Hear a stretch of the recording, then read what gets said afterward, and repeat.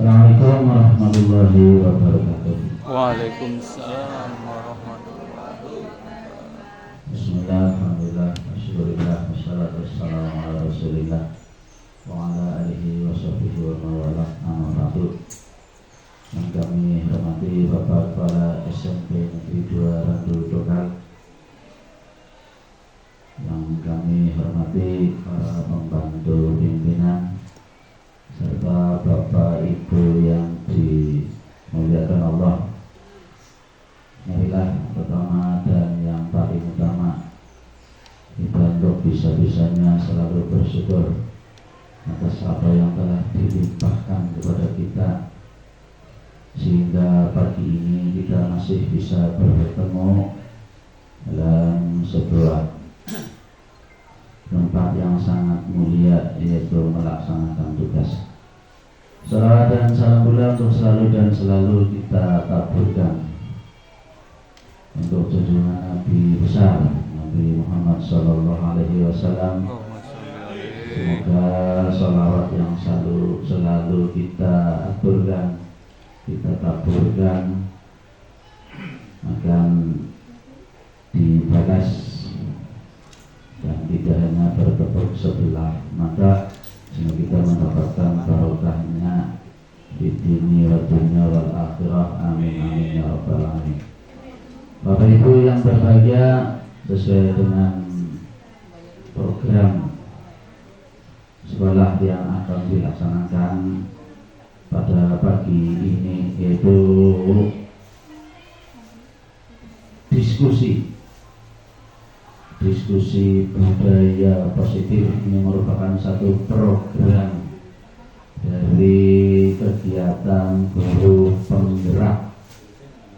Perlu diinformasikan Bapak Ibu bahwa program guru penggerak ini adalah program yang sudah dicanangkan oleh Menteri Menpan, ya, Mendikbud,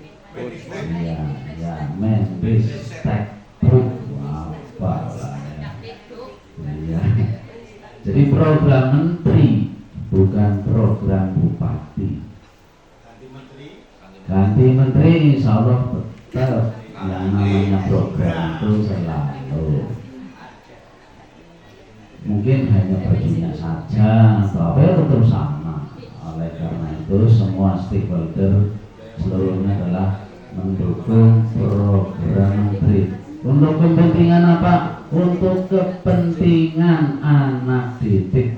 Sekali lagi, untuk kepentingan siswa.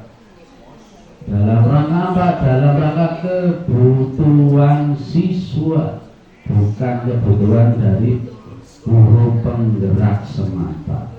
Karena selama ini menurut para pakar pendidikan yang dilaksanakan oleh kita itu berpusat pada guru, belum berpusat pada siswa. Oleh karena itu kita dididik, digodok, diusap-usap, diucek-ucek kayak orang nyuci itu, dicek-cek seperti itu. Diubah mindset kita, otak kita, karakter kita itu diubah agar dalam mendidik anak didik itu berpusat pada murid. Jadi kepentingannya kepentingan murid, kepentingan anak bangsa. Oke, sekali lagi ini bukan kepentingan guru penggerak saja. Itu saja dari kami, dan selanjutnya akan dibuka oleh Bapak Kepala Sekolah. Tapi Bapak Kepala Sekolah pada pagi ini tidak bisa hadir, tapi sebelumnya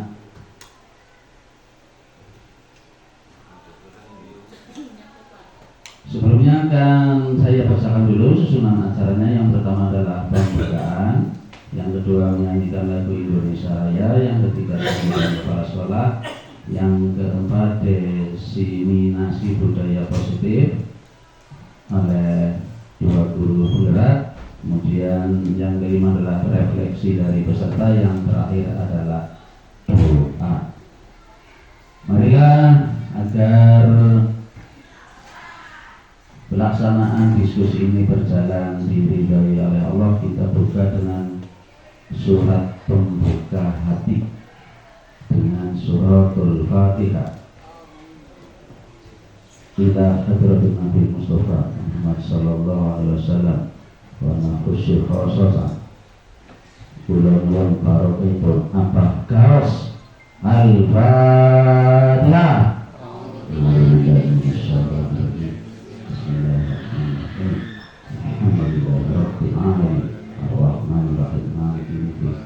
Iyyaka na'budu wa iyyaka nasta'in ihdinas siratal mustaqim ihdinas siratal mustaqim ihdinas siratal mustaqim siratal ladzina an'amta 'alaihim ghairil maghdubi 'alaihim waladdallin Rabbi ighfir lana wa li walidina wa li jami'il muslimin wal muslimat al-ahya'i minhum wal amwat amin.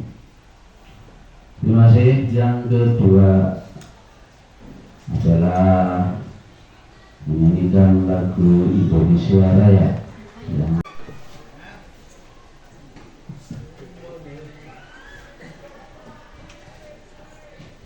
hiduplah Indonesia Raya Tuk 2. Indonesia tanah airku, tanah tumpah darahku, di sanalah aku berdiri, jadi pandu ibu. Indonesia kebangsaanku, bangsa dan tanah airku. Marilah kita berseru, Indonesia bersatu. Hiduplah tanahku, hiduplah negeriku, bangsaku, rakyatku semuanya. Bangunlah jiwanya, bangunlah badannya untuk Indonesia Raya. Indonesia Raya, merdeka, merdeka, tanahku, negeriku yang ku cinta. Indonesia Raya, merdeka, merdeka, hiduplah Indonesia Raya. Indonesia Raya, merdeka, merdeka, tanahku, negeriku yang ku cinta. Indonesia Raya, merdeka, merdeka, hiduplah Indonesia Raya.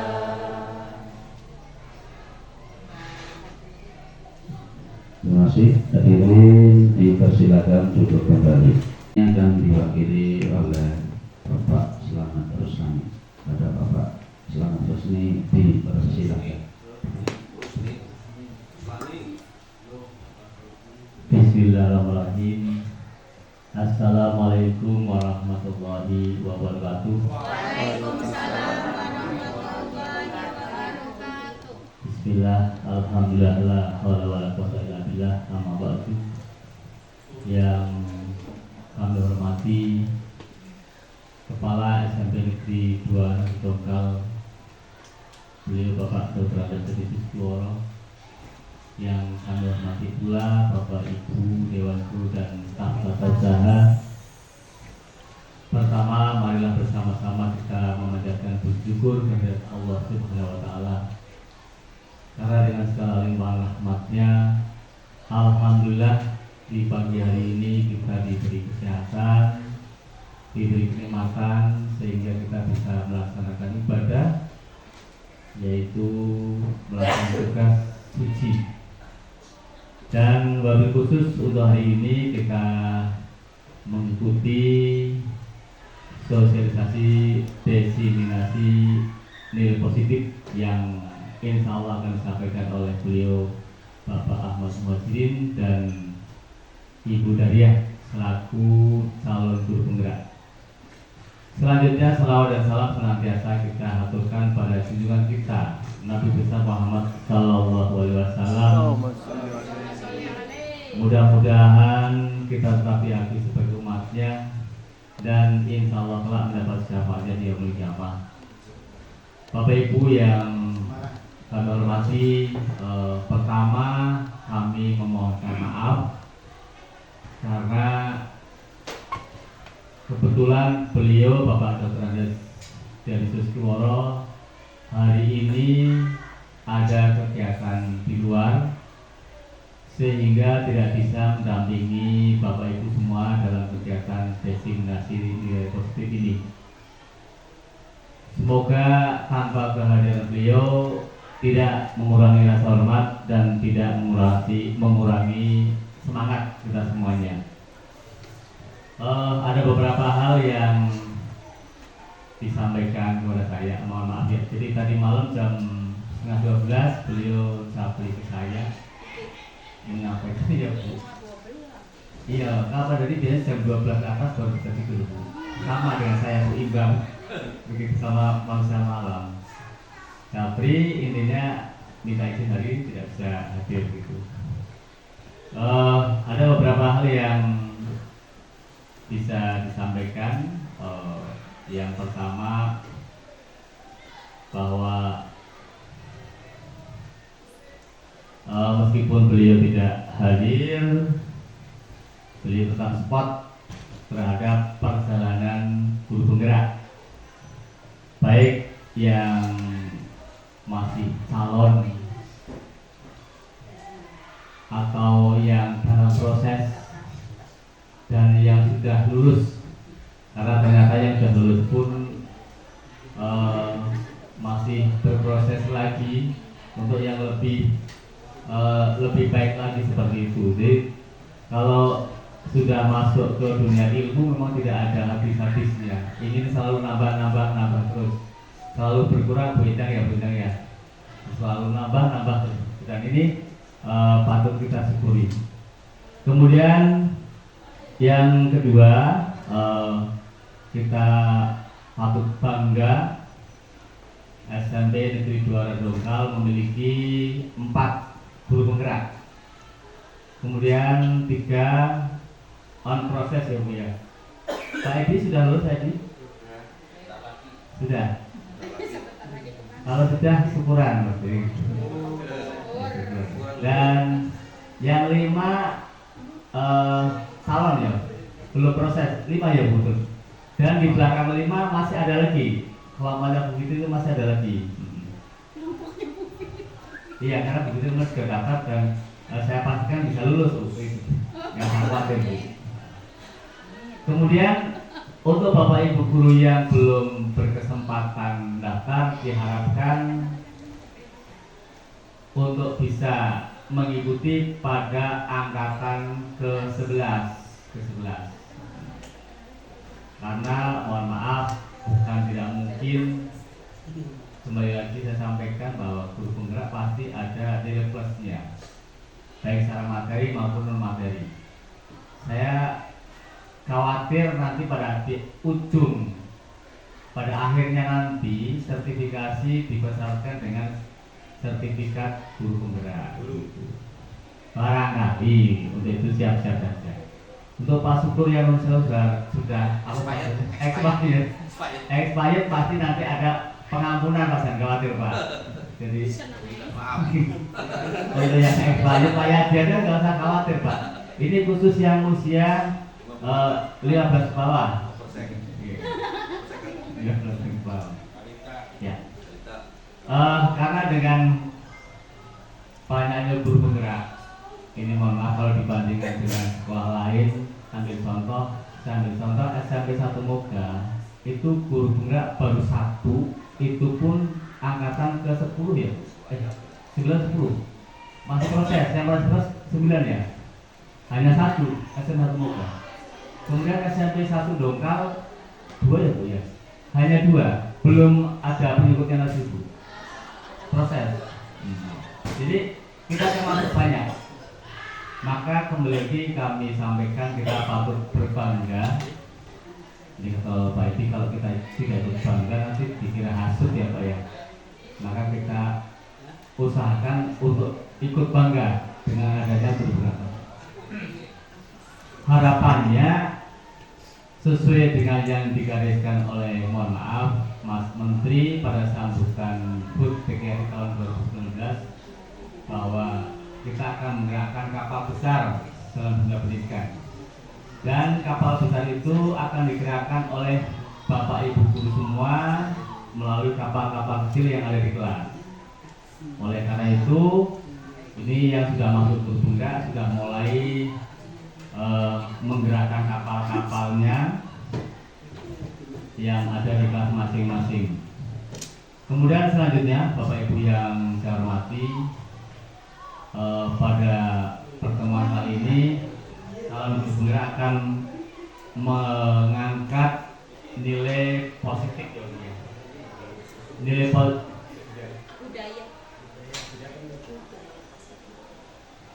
budaya positif.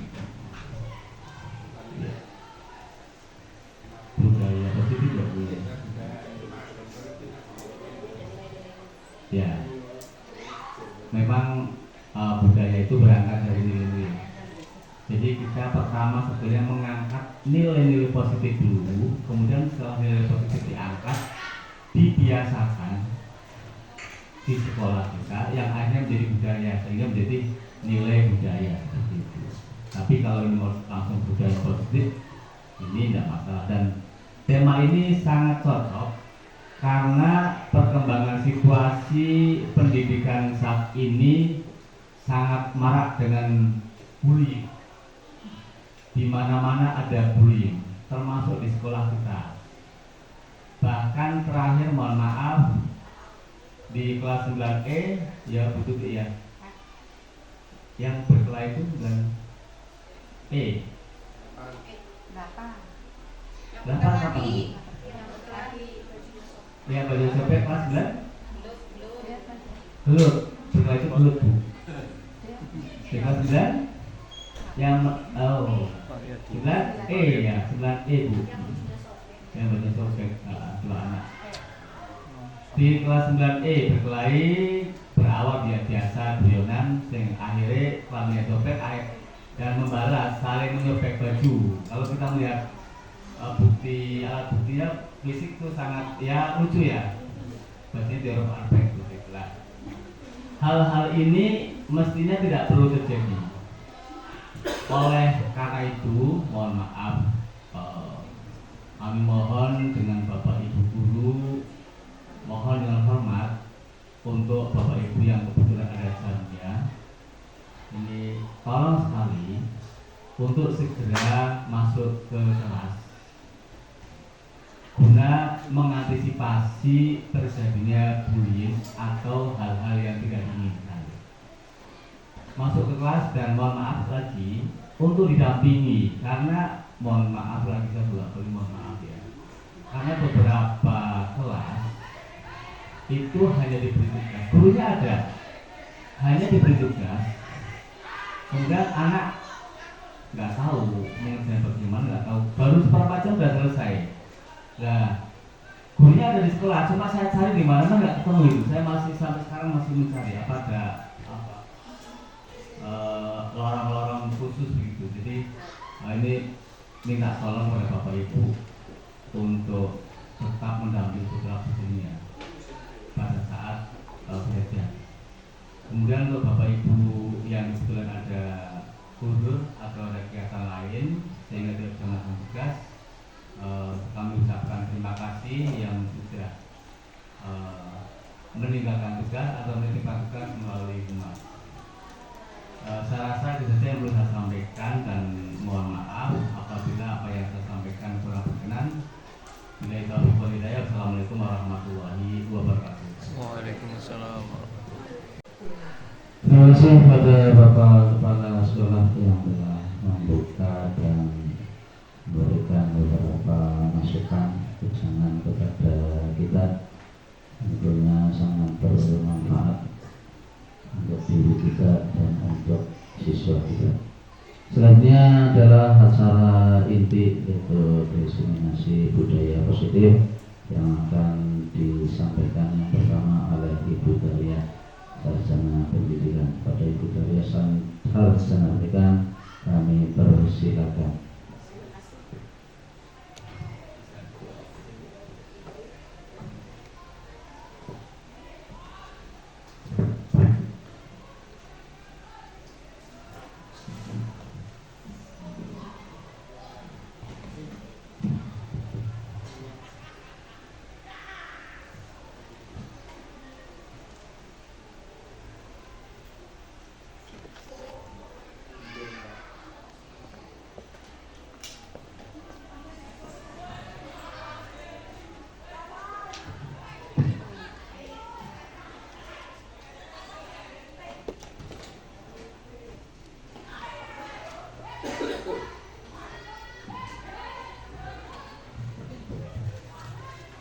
Terima kasih atas kesempatan yang diberikan kepada saya.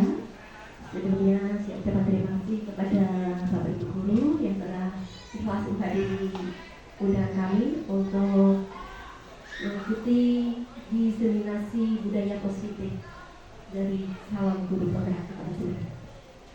Assalamualaikum warahmatullahi wabarakatuh. Waalaikumsalam warahmatullahi wabarakatuh. Alhamdulillahirabbil alamin wa bihi nasta'in wa ala umuri dunya waddin. Wassalatu wassalamu ala sayyidil mursalin sayyidina Muhammadin wa ala alihi washabihi ajmain. Amma ba'du. Yang terhormat Bapak Kepala SMP Negeri 2 Rondongan beserta wakilnya. Yang saya hormati Bapak dan Ibu guru beserta staf tata usaha. Yang pertama dan yang paling utama, marilah senantiasa kita panjatkan puji syukur kehadirat Allah Subhanahu wa taala yang telah memberikan nikmatnya kepada kita sehingga pada pagi hari ini kita bisa berkumpul di ruang guru dalam acara diseminasi budaya positif dari calon guru penggerak angkatan 9 Kabupaten Pemalang. Yang kedua, sholawat berbagikan salam tetap tercurahkan kepada junjungan kita Nabi Agung Muhammad SAW yang telah memayungi kita dari panasnya mentari jahiliyah sehingga kini berada dalam kesucian dan kedamaian di bawah naungan Islam untuk memajukan pendidikan Indonesia maju. Bapak Ibu yang kami hormati, sebelum kita mulai diseminasi budaya positif, kita seperti dulu ya Bapak Ibu. Silakan Bapak Ibu berdiri di samping. Berdiri semuanya ya. Ikuti nyanyian Budi Berliani. Ya, silakan Budi Berliani dibantu untuk menyanyi. 1, 2, 3. Sini. Pada hari Minggu turut teman-teman ikuti gerakan saya sambil menyanyi. 1, 2, 3. Pada hari Minggu ku turut ayah ke kota, ning delman istimewa ku duduk di muka, ku duduk samping Pak Kusir yang sedang bekerja, mengendarai kuda supaya baik jalannya. Tuk tik tak tik tuk tik tak tik tuk tik tak tik tuk. Tuk tik tak tik tuk tik tak suara sepatu kuda. Tuk tik tak tik tuk tik tak tik tuk tik tak tik tuk. Tuk tik tak tik tuk tik tak suara sepatu kuda. Terima kasih. Inilah sedikit maaf ya. Ingat masa TK. Bapak Ibu, pada kesempatan ini adalah kami mendapat tugas dari program guru penggerak di mana kita diwajibkan untuk mensosialisasikan kepada publik mengenai budaya positif.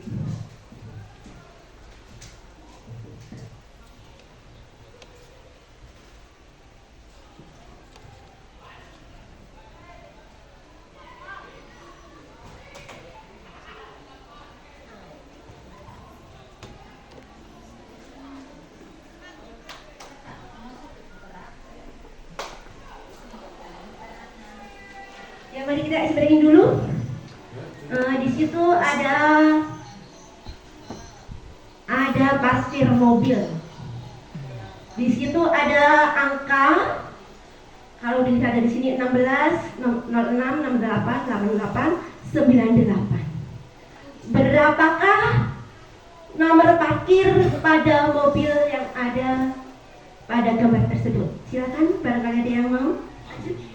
9, Pak. Ya, silakan Bu Fitri. 78, apa alasannya? Ya, coba sebutkan alasannya. Alasannya karena di situ sudah 68, saya sudah 78. Iya, bagaimana cara kita bisa menghitung 78? Kira-kira 58, Bu. Apa ya? Ya kalau dihitung dilihat dari sini kan 16, 08, 06, 68, 88, 98. Ya, bagaimana cara kita bisa mengurutkan dari angka yang kecil ke angka yang lebih besar? Ya, bagaimana Ibu? Anda tadi menyebutkan bahwa di mobil itu adalah nomor 78. Ya. Bagaimana itu? Untuk bisa menentukan bahwa nomor tersebut adalah nomor 78. Ada yang tahu?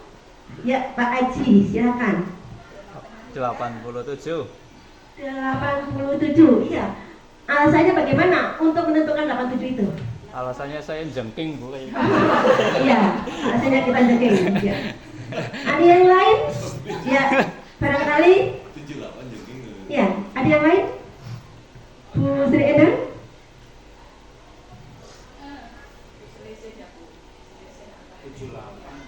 108 ya. Iya, 78. Kita menyebutnya 78. 78 betul, Bu. Iya, betul 78. Tapi alasan kita menentukan di nomor 78. Kita tentukan sendiri karena di situ nggak ada. Ya, bagaimana urutannya? Ya, Ibu Eka Maria Susanti. karena di tempat lain sudah penuh. Masih kosong. Kita menentukan 78 itu dari mana gitu loh, Ibu? Yang tidak ada nomor 7 sih 7. Ya, kita bisa mengurutkan 78. Orang 16. Sudah? Tidak ada, Pak PKS? Ya, pusing. Ya, kita putar 180 derajat. Putar coba. Putar. Jengking begini ya. Penumpangnya pada kempes di pojok. Pak Aji biasa ngomong, mungkin gue hampir mungkin. Oh iya. Berarti 8, 7. Berarti nyampe soalnya jawabnya roll depan ya. Pak Aji jengking ya, Pak. Depan punya jawab. Baju hitam ulangan kayak ini ya.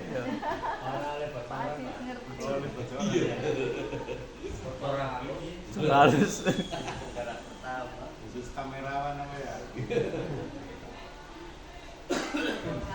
Ya, jadi kita bisa menentukan bahwa mobil tersebut berada di urutan nomor 87. Kita balik ya, 360 derajat ya, ya 360 derajat. Itulah kalau kita selfie ya kan, selfie juga kita berputar 360 derajat. Ya. Itu adalah salah satu ice breaking yang pertama. Kita tambah lagi biar Enak es breaking terus. ya enakan ice breaking terus ya. Berapakah jumlah kaki gajah yang ada pada gambar gajah tersebut? Ada 5. 5. Oh, gajahnya 1 yang 4. Gajahnya 1. Coba yang terlihat secara utuh. Dilihat secara utuh. Ada berapa kaki gajah? Oh, gajahnya matang-matang. 8. 1, 2. Terlihat secara utuh full dari gajah tersebut, dari gambar gajah tersebut. 3. 5. 6. Dua. Terlihat utuh. Dua. 10. Terlihat utuh dari tubuh gajah tersebut.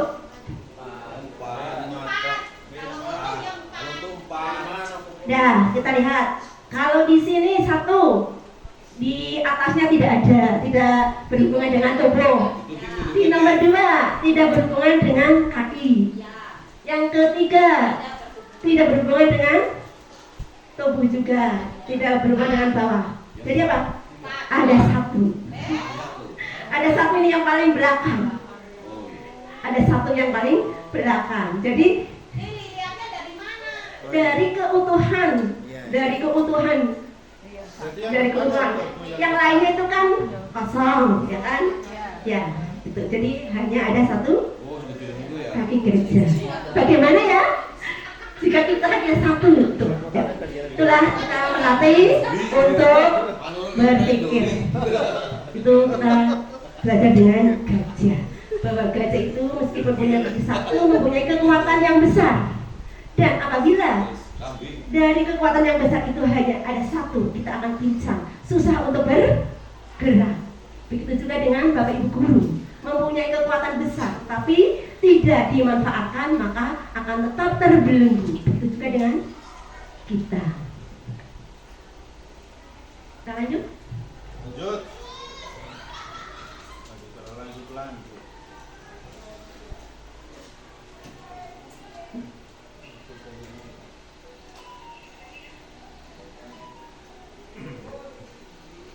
Budaya positif. Ini merupakan perwujudan dari nilai-nilai atau keyakinan universal yang diterapkan di sekolah. Jadi setiap sekolah itu wajib membudayakan nilai-nilai positif yang ada pada profil pelajar Pancasila. Ada berapa dimensi Bapak Ibu guru? Ada 6. 1, ketakwaan terhadap Tuhan Yang Maha Esa. Yang kedua, bergotong royong. Yang ketiga, kebinekaan global. Yang keempat, mandiri. Kelima, bernalar kritis. Dan yang keenam, kreatif. Itulah 6 dimensi dari profil pelajar Pancasila. Dari 6 dimensi ini kita terapkan nilai-nilai yang ada pada dimensi profil pelajar Pancasila ini dalam kehidupan kita sehari-hari. Untuk budaya positif di sekolah kita sudah kita terapkan, yaitu dengan melaksanakan tata tertib yang sudah ditulis oleh sekolah dalam KTSP. Dan yang kedua, adanya cinta kebersihan dan lingkungan sudah kita terapkan dalam pembiasaan Jumat sehat dan Jumat Sabtu bersih. Yang berikutnya kejujuran, nilai kejujuran kita sudah menerapkan adanya kantin jujur. Kemudian dalam kehidupan kita dalam KBM juga adanya nilai kejujuran. Siapa yang mengerjakan sendiri? Tunjuk. Siapa yang mengerjakan PR-nya dibantu oleh kakaknya? Tunjuk jari. Itu adalah nilai kejujuran yang kita terapkan dalam pendidikan. Dan kepedulian, bisa peduli dengan lingkungan, bisa juga peduli dengan rekan kita, rasa empati kita terhadap teman. Kita bisa menerapkan kita sebagai guru. Ada rekan kita yang sakit. Di sekolah kita sudah menerapkan adanya kekeluargaan. Disitulah dihimpun rasa empati kita untuk rasa peduli, rasa apa yang dia rasakan, ikut merasakan apa yang dia rasakan. Itu adalah nilai kepedulian. Dalam hal ini ada peduli dengan rekan kita, peduli dengan anak-anak kita, dan peduli lingkungan. Yang berikutnya sifat toleransi dan sikap nasionalis. Sikap toleransi berhubungan juga dengan toleransi antar teman, toleransi dalam kedisiplinan. Mungkin sudah diterapkan kedisiplinan setiap hari Sabtu, misal tanggal 25 ya Pak ya, kita diwajibkan untuk mengenakan seragam PGRI. Tetapi ada beberapa guru yang tidak, berarti kita memberikan toleransi.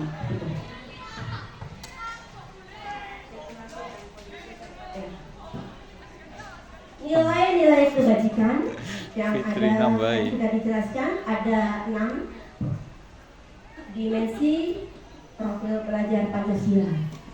Di samping nilai-nilai kebajikan yang kita ambil dari 6 dimensi profil pelajar Pancasila, juga ada 9 pilar karakter. Yang pertama, cinta Tuhan dan segenap ciptaannya. Jadi religius di posisi yang pertama. Yang kedua, kemandirian dan tanggung jawab. Kemandirian di sini, Bapak Ibu, kita seorang guru harus mandiri, melatih siswanya untuk mandiri. Contoh dari kemandirian kita bisa mengembangkan bakat kita bisa mengembangkan kompetensi kita kepada teman-teman, kepada anak didik kita, tanpa harus mendapat perintah dari kepala sekolah. Yang berikutnya, kejujuran dan amanah. Kita sebagai guru mendapatkan amanah dari orang tua kita untuk mendidik siswa-siswanya, di mana kita harus berpihak kepada murid atau siswa, keberpihakan kita kepada siswa. Untuk itu, ya kita bersama-sama untuk terapkan budaya untuk tepat waktu. Berikutnya, hormat dan santun. Hormat dan santun hubungannya kita menghormati, menghargai pendapat teman, pendapat orang lain. Dan berikutnya, dermawan dan suka menolong serta gotong royong. Dan hubungannya dengan rasa empati kita dalam melakukan sesuatu, kita akan terwujud segala sesuatu atau tujuan kita akan terwujud apabila kita bersatu, apabila kita bergotong royong, apabila kita berkolaborasi. Jadi kolaborasi itu penting. Jadi dengan adanya kolaborasi kita bisa mendapat masukan-masukan dari berbagai pihak sehingga akan mendapatkan satu kesempurnaan. Kepemimpinan dan keadilan, baik dan rendah hati, toleransi dan kedamaian serta kesatuan. Kepemimpinan, kita seorang guru mempunyai jiwa kepemimpinan. Maksud dari kepemimpinan kita apa? Kita langsung saja kita terapkan pada anak didik kita.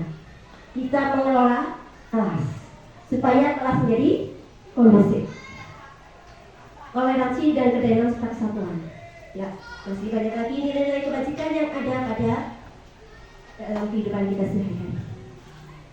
Kita lanjut pada sesi ini, ada 6 tema. Yang pertama, perubahan paradigma stimulus. Yang kedua, konsep disiplin positif. Yang ketiga, keyakinan kelas. Yang keempat, pemenuhan 5 kebutuhan dasar manusia. Dan yang kelima, 5 posisi kontrol sebagai guru. Dan yang keenam, segitiga restitusi. Mungkin dari keenam ini Bapak Ibu sudah tidak asing lagi ya Bapak Ibu? Ya, tidak asing lagi. Kita masuk yang pertama tentang perubahan paradigma stimulus. Ya, perubahan paradigma stimulus. Saya pasang ya Bapak. Ya, untuk namanya budaya ada di SMP Negeri 2 Gaukan gitu Bapak. Iya, gitu Pak. Perubahan paradigma stimulus.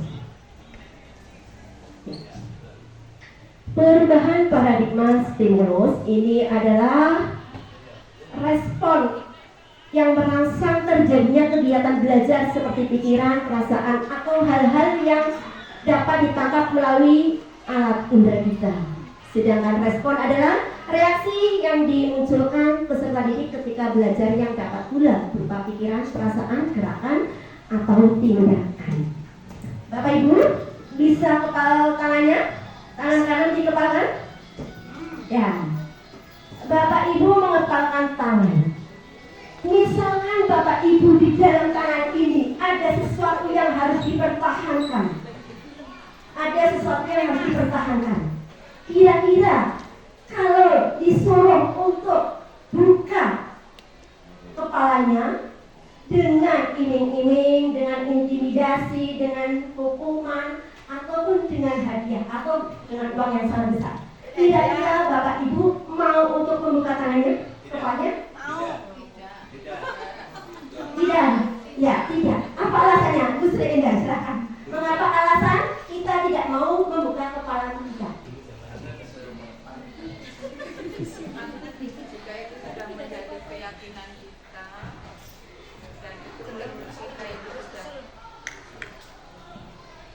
baik.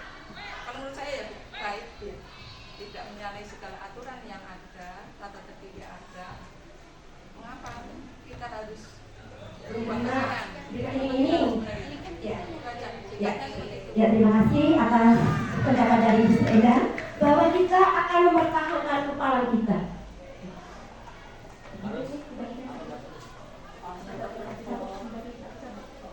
Kita akan mempertahankan kepala tangan kita karena di dalam kepala kita ada sesuatu yang sangat berharga. Meskipun kita diiming-imingi uang 100 juta untuk membuka tangan kita, kita tetap akan mempertahankan kepala tangan kita. Ya, iya. Itulah paradigma stimulus respon.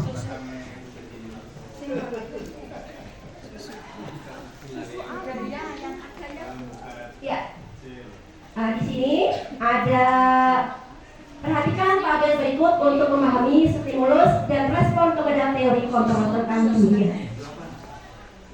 Realitas, kebutuhan kita sama, ya tidak?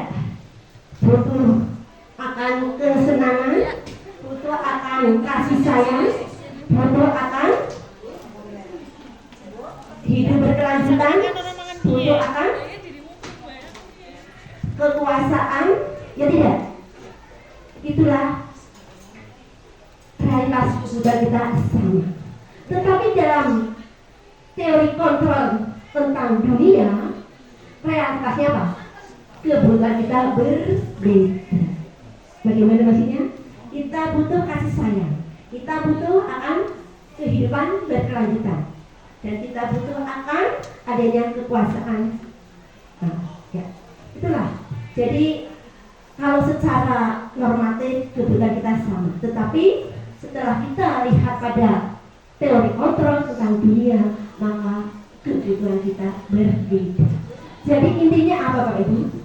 Kontrol kita berada pada siapa?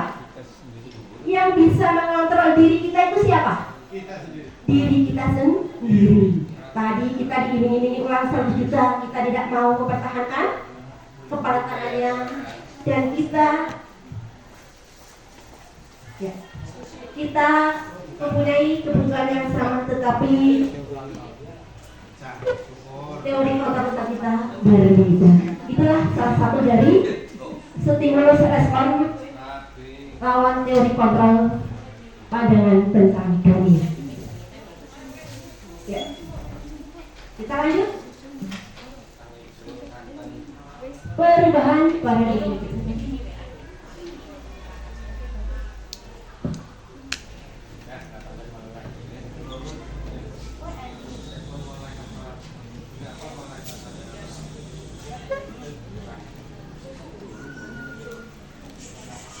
Kita lanjut yang kedua, yaitu konsep disiplin positif.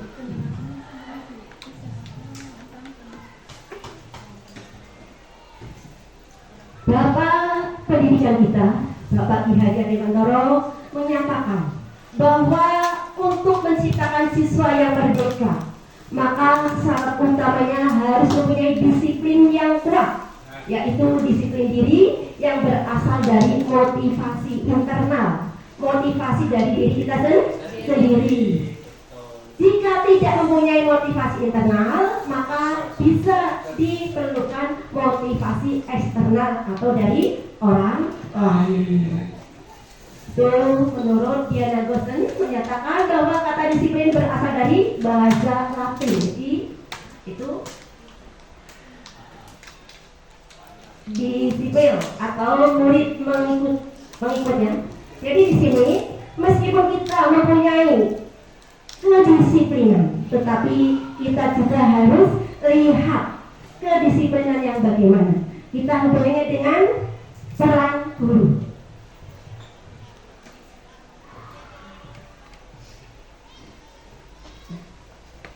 Ada 3 perilaku motivasi manusia menurut Diana Gosen, yaitu untuk menghindari ketidaknyamanan atau hukuman. Jadi kita memotivasi yang pertama adalah untuk menghindari ketidaknyamanan atau hukuman. Yang kedua, untuk mendapatkan imbalan atau penghargaan. Dan yang ketiga, untuk menjadi orang yang mereka inginkan dan menghargai diri sendiri dengan nilai-nilai yang mereka percaya. Kira-kira dari ketiga motivasi ini yang ideal itu yang mana ya Bapak Ibu? Yang ideal. Yang ideal yang mana? 1, 2, 3? Yang ketiga. Kalau yang satu untuk menghindari ketidaknyamanan atau hukuman. Misalkan saya harus berangkat pagi supaya tidak mendapat hukuman dari Bapak Ibu guru. Dan ini sifatnya kadang apa? Menimbulkan suatu dendam.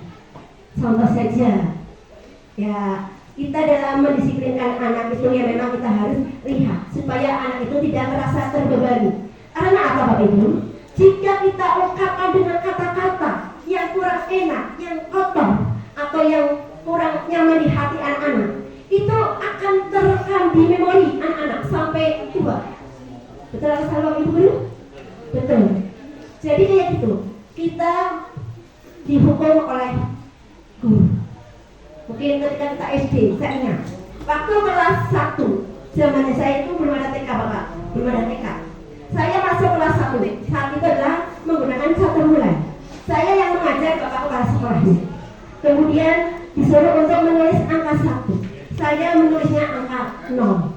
Kemudian pipi saya dicubit dengan kerasnya. Sampai sekarang saya masih teringat cubitan dari Bapak kepala sekolah waktu SD. Itulah. Kemudian waktu itu Bapak saya sakit, jatuh dari tingkat. Kemudian Bapak kepala sekolah bilang gini, bagaimana dari nanti kamu tidak punya bapak. Sampai saat ini saya juga masih teringat ucapan bapak saya sedang sekarat. Tiba-tiba ada guru yang mengatakan nanti kamu tidak punya bapak. Dan alhamdulillah saya usia waktu itu 7 tahun sampai sekarang sudah 51 tahun bapak saya masih sehat.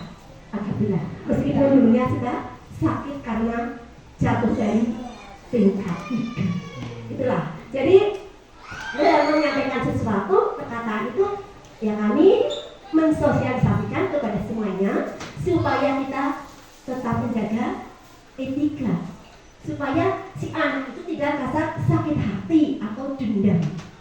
Betul. Jadi yang paling cocok adalah untuk menjadi orang yang mereka inginkan dan menghargai diri sendiri dengan nilai-nilai yang mereka percaya. Kalau yang kedua, untuk mendapatkan imbalan atau penghargaan. Kadang Bapak Ibu guru itu ketika ada siswa yang nilainya bagus diberi hadiah. Itu pertama untuk motivasi. Tetapi dia akan selalu ketergantungan dengan imbalan tersebut. Ya tidak? Saya mau aktif A, saya mau belajar A supaya mendapat hadiah dari Ibu Fitriani.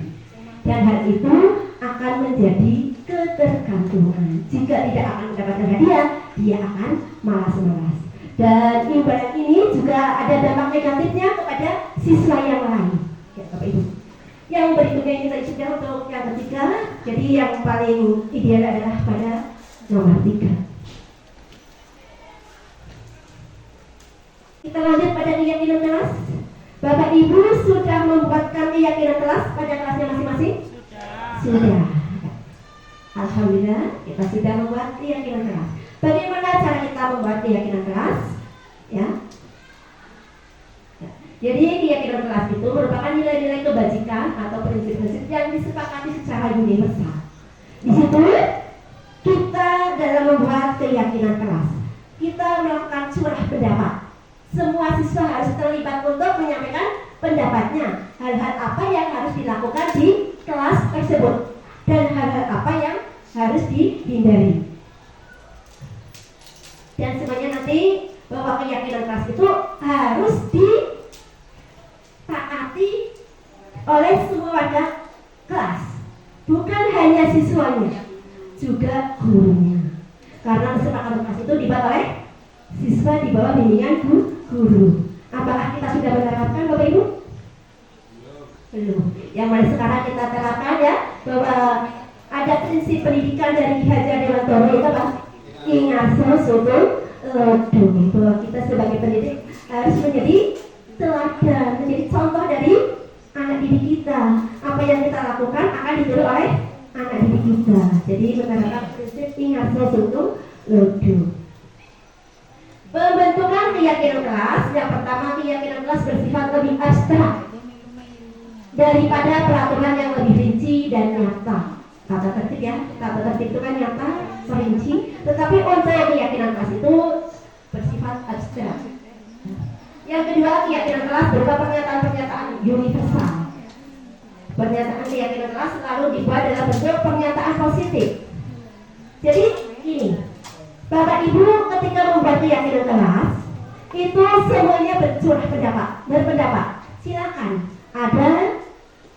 Ada kan ada gini, dilarang memanggil teman dengan nama orang tuanya, dilarang membawa HP. Dari kata-kata dilarang itu kita ubah menjadi pernyataan positif dengan menerapkan nilai-nilai secara universal. Dari misalkan jumlah siswa ada 34 dalam satu kelas, pasti ada yang sama, ya tidak? Yang sama kita ambil ya salah satu, kita merger jadi satu keyakinan kelas. Kemudian setelah kita temukan maksimal sekitar ada 15 keyakinan kelas yang disepakati oleh kelas tersebut. Kemudian kita terapkan dengan nilai-nilai kebajikan.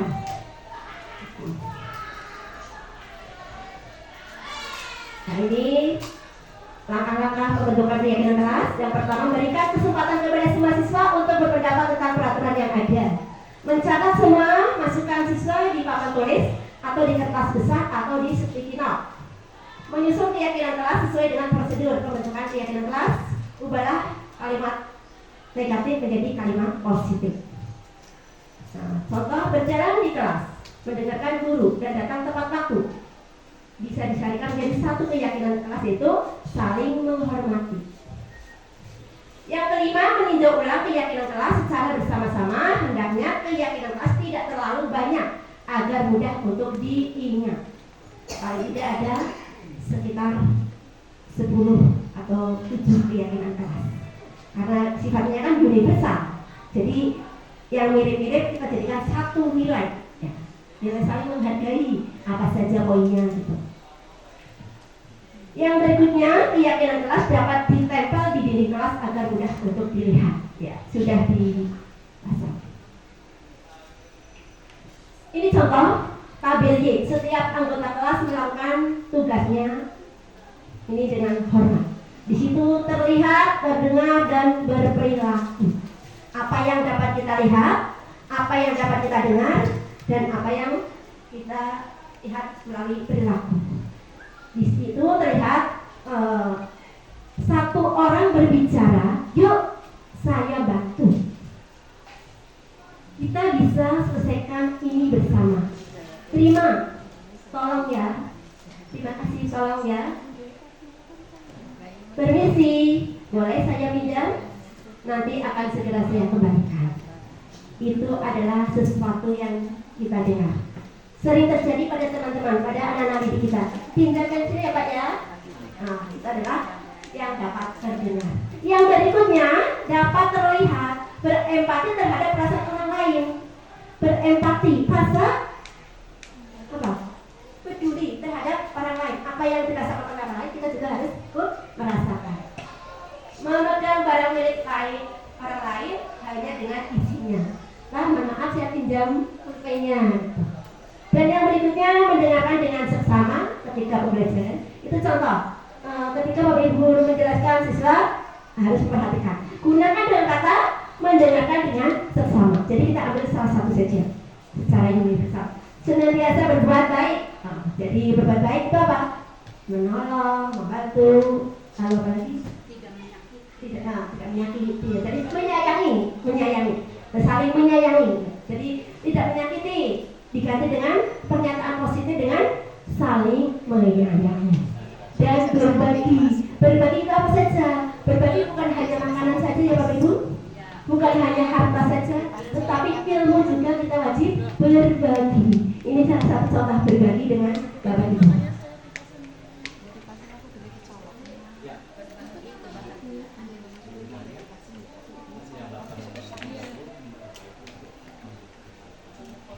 Jadi Bapak Ibu satu-satu silakan keluar kelas untuk bergantian untuk mengirimkan tugas kepada siswanya. Mau kondisikan satu-satu biar nanti tetap aja di sini. Silakan. Ya ini sudah enggak. Berikutnya ini tabel T. Tabel T ini tadi setelah kita membuat keyakinan kelas yang dibuat oleh siswa sejumlah 34 siswa, kemudian kita silahkan di sini. Tampak seperti, tidak tampak seperti. Datang tepat waktu. Itu adalah tadi apa? Keyakinan kelas setelah kita buat. Dan tidak perlu seperti apa? Datang terlambat. Menyapa dan mengucapkan salam, bersikap sombong, apanya? Berdoa sebelum dan sesudah belajar tanpa berdoa. Itu adalah tampak seperti dan tidak tampak seperti. Sampai menjalankan ibadah, tidak menjalankan ibadah. Berikutnya ini tugas guru dan tugas siswa. Tahu ya Bapak Ibu guru tugasnya apa? Yang pertama adalah mengajar atau mendidik. Guru membimbing siswa. Tugas siswa apa? Bu Fitri, tugas siswa apa? Guru tugasnya membimbing. Belajar. Iya, tugas siswa adalah belajar. Tugas guru adalah menjadi teladan. Tugas siswa meniru apa yang tadi dilakukan oleh guru dan menguji coba kemampuannya sendiri. Ya. Jangan selalu meniru, jangan selalu memodifikasi, mencoba sendiri. Ya, selanjut tugas guru bukan, ya ini yang harus kita perhatikan. Tugas guru bukan. Yang pertama, selalu memberikan hukuman. Jadi tugas guru itu bukan memberikan hukuman, tetapi memberikan apa? Nanti kita masuk pada ya bimbingan, ya memberikan bimbingan, mengarahkan supaya siswa itu bersikap lebih baik lagi. Yang berikutnya mengerjakan tugas siswa. Itu juga tidak perlu menjaga kantin marah-marah. Nah, ini ya. Jadi tugas guru bukan marah-marah. Bukan marah-marah, tetapi apa? Memberi nasihat, bimbingan sehingga anak itu merasa bersalah. Dengan sadar dirinya dia akan memperbaiki dirinya. Kita lanjut. Pemenuhan kebutuhan dasar manusia. Ya. 5 kebutuhan dasar manusia.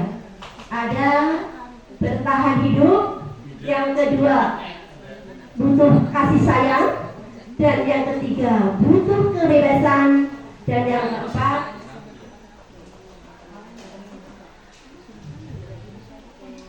butuh kesenangan, dan yang kelima butuh penguasaan. Tadi awal sudah saya singgung 5 kebutuhan dasar manusia. Yang pertama kebutuhan untuk bertahan hidup atau survival. Kebutuhan ini merupakan kebutuhan yang bersifat fisiologis untuk bertahan hidup. Misalnya kebutuhan akan kesehatan, kebutuhan akan papan, kebutuhan akan pangan. Satu contoh, jika di kelas ibu ada anak yang mengambil makanan temannya, bekal temannya tanpa seizin, dengan diam-diam, kemudian dia makan, pasti anak itu akan kena hukuman, ya tidak? Akan kena marah. Tetapi kita sebagai guru, kita cari tahu dulu sebab-sebabnya anak itu butuh makan. Disinilah yang namanya butuh akan bertahan hidup karena lapar. Yang berikutnya cinta akan kasih sayang. Ya biasanya banyak siswa yang cari perhatian. Betul apa salah Bapak Ibu? Betul ya? Di kelas kita banyak siswa yang cari perhatian. Hal ini biasanya di rumahnya kurang perhatian dari orang tua. Makanya kita sebagai guru mendekatinya, kenapa kamu tiduran kayak gitu? Kenapa kamu lesu? Ternyata dia butuh berian kasih sayang dari orang di sekelilingnya. Kita lanjut, kebebasan, kebebasan akan pilihan. Kita sering melihat anak itu kita ajar dan kita mengajar. Kita melihat ya kan? Keunikan, ada yang sudah diajar, ada yang mau nulisnya di lantai, ada yang maunya di luar. Itulah kebebasan. Jadi kita memberikan kebebasan untuk rasa akan senang. Yang berikutnya penguasaan atau power, kebutuhan pengakuan atas kemampuan kita. Ya kita apa? Setiap anak pasti mempunyai kelebihannya. Bagi anak mereka yang mempunyai kelebihan misalkan nilainya 90, dia pasti akan memamerkan kepada teman-temannya. Nilai saya nilainya 90. Berapa nilai kamu?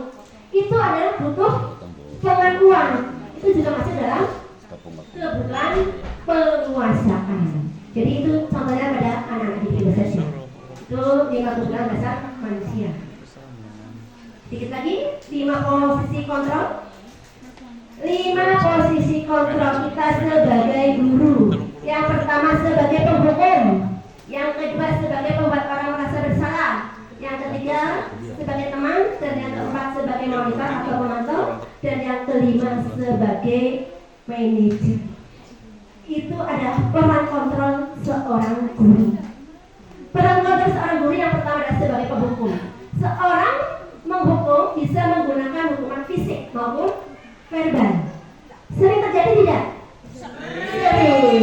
Misalkan anak Bu Ida Susanti itu ada siswa yang terlambat, kemudian anak itu dihukum untuk membersihkan WC. Itu namanya hukuman, dan hal itu akan terkena pada siswa, akan terjadi hujan karena tidak ikhlas. Yang kedua sebagai pembuat orang merasa bersalah. Biasanya guru akan bersalah lebih lembut. Ayo dong, bantu ibu. Ayo dong kerjakan. Jadi dengan kata-kata yang halus seperti ini, siswa akan merasa bersalah. Kamu? Ya. Besok terlambat lagi ya, nanti tak kasih buku kacang hijau. Oh, itu namanya apa tadi? Kalau dikasih itu namanya motivasi. Motivasi berupa hadiah. Itu akan tidak bertahan lama, Ibu.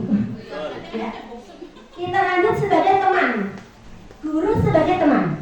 Guru pada posisi ini tidak akan menyakiti murid, namun akan tetap berupaya mengontrol murid melalui persuasi. Satu contoh, Bu Eni Roidah adalah seorang guru muda yang baru datang di sini selama 2 tahun. Kemudian ada Ibu Eka Maria Susanti karena kesibukannya di guru penggerak atau di organisasinya, dia menitipkan tugas kepada Bu Eni. Kemudian Bu Eni memberi tugas kepada siswanya. Ada beberapa siswa yang tidak mau mengerjakan. Santai aja sih Bu Eni gitu. Kemudian bagaimana sikap yang bisa diambil oleh Bu Eni? Ayo dong kerjakan, nanti Ibu dimarahi oleh Bapak Kepala Sekolah gitu. Jadi seperti itu, kita sebagai teman. Kadang dengan kita sebagai teman, kadang juga masih diremehkan oleh siswa, ya kan? Ya, untuk itu kita naik lagi sebagai monitor atau pemantau. Monitor berarti mengawasi ya. Jadi di sini memantau apa yang dilakukan oleh siswa tersebut ya, memantau mengapa kamu berbuat seperti itu, dipantau. Dan yang harus kita laksanakan adalah peran kontrol kita sebagai manajer. Dengan peran kita sebagai manajer, si anak itu bisa menyelesaikan permasalahannya sendiri atas bimbingan dan dukungan dari guru. Nah, ini perbedaan antara penghukum, pembuat orang merasa bersalah, teman, pemantau, dan manajer. Ini ada ya. Nanti karena waktunya sudah lebih dari ini, kita lanjut aja. Nah, segitiga restitusi. Siapa yang masih ingat apa itu segitiga restitusi? Saya lali. Ya, proses menciptakan kondisi bagi murid untuk memperbaiki kesalahannya. Segitiga restitusi. Mengapa disebut segitiga? Ada yang tahu mengapa disebut segitiga? Ya Pak Ini. Ya, sebenarnya ada 3 sisi. Di sini ada 3 sisi. Sisi yang pertama adalah menstabilkan identitas. Ya. menstabilkan identitas, berikutnya validasi tindakan yang salah, dan yang ketiga adalah tahap menanyakan keyakinan. Pada tahap ketiga menstabilkan identitas di sini merupakan sisi bagian dasar dari ketiga yang bertujuan untuk mengubah identitas anak dari yang gagal karena melakukan kesalahan menjadi orang yang sukses. Contoh kalimat yang digunakan kepada anak-anak, berbuat salah itu manusiawi, berbuat salah itu wajar. Tidak ada manusia yang sempurna. Kita lanjut pada bagian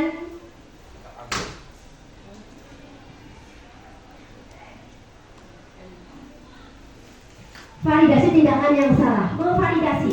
Setelah kita mengidentifikasi, langkah berikutnya adalah memvalidasi apa yang telah dilakukan oleh si anak tersebut. Ya. Padahal kamu bisa melakukan yang lebih baik dari ini. Ya.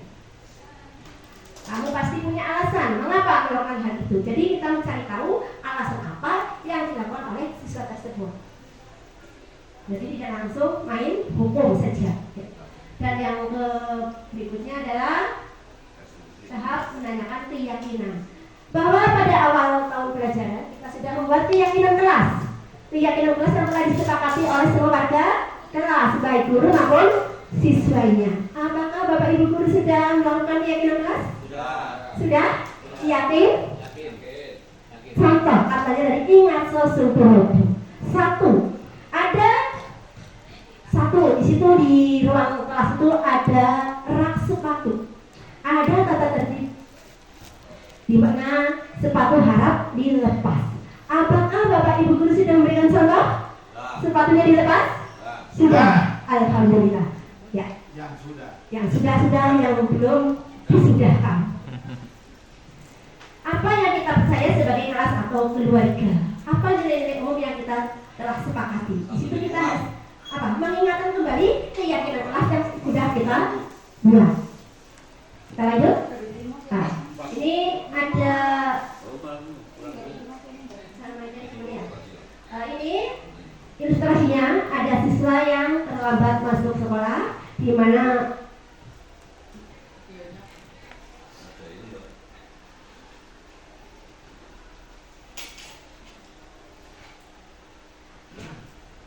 nih ilustrasinya ada seorang siswa yang terlambat masuk jam pertama. Ada yang kenal? Wali saya. Ya, namanya Susan. Iya. Susan ya. Kita lanjut. Ada keyakinan kelas.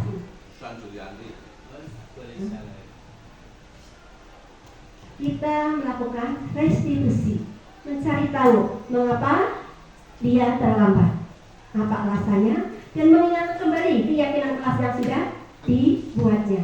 Di situ ternyata si Susan itu terlambat karena semalam tidur terlalu malam karena membantu ibunya membuat kue untuk dijual besok pagi.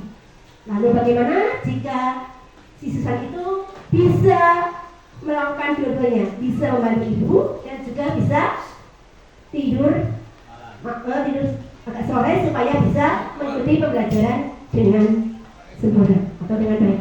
Itulah, itu contoh restitusi.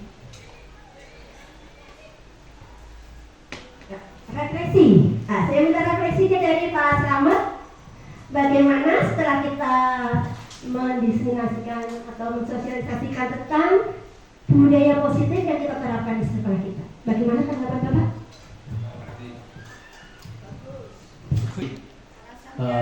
Setiap guru atau setiap wali kelas memang harus awal mulanya harus membuat kesepakatan dulu yang diyakini, sehingga harapannya nanti kesepakatan itu akan dijalani dengan sukarela. Kemudian yang kedua, kita menghindari dari hukuman atau ribet karena tadi sudah ada keyakinan. Yang ketiga, kita menghindari dari kata-kata negatif. Kita mencoba diubah dengan kata-kata yang positif. Buang sampah di tempat, jangan buang sampah sembarangan, buanglah sampah di tempat. Nah, begitu. Terima kasih. Bagaimana dengan pemaparan saya mengenai pengenalan budaya positif yang ada di SMP Negeri 2 Redoka? Apakah dapat menggugah teman-teman untuk mengikuti atau mengingat kembali keyakinan-keyakinan yang sudah diterapkan baik di sekolah maupun di kelas? Jujur orang ibu, jujur apa orang? Jujur ya. Ya kan jujur kacang hijau. Iya. Penyampaiannya bagus untuk sudah bagus ya. Mungkin hanya menjauh ini perlu lebih bukan kayak terlalu serius, terlalu monoton begitu. Jadi teman-teman saya yakin teman-teman pada pengalaman sendiri itu begitu. Tapi sudah bagus untuk hanya kurang variatif saja gitu. Mungkin dari es breakingnya dikasih setengah di akhir gitu ya. Betul begitu. Breakingnya gitu. Terima kasih Bu. Tepuk konsentrasi. Dipikir. Tepuk konsentrasi. Dilihat. Didengar. Dipikir. Konsentrasi. Tepuk konsentrasi. Dilihat, didengar, dipikir, konsentrasi. Yes. Terima kasih. Terima kasih atas segala perhatiannya, atas waktunya, kesempatan untuk bergabung dengan saya. Alhamdulillahirabbil alamin. Salam. Ya, terima kasih. Semoga doa yang telah disampaikan oleh Bapak Abdul Aziz diijabah oleh Allah Subhanahu wa Ta'ala. Dan kita akhiri untuk kegiatan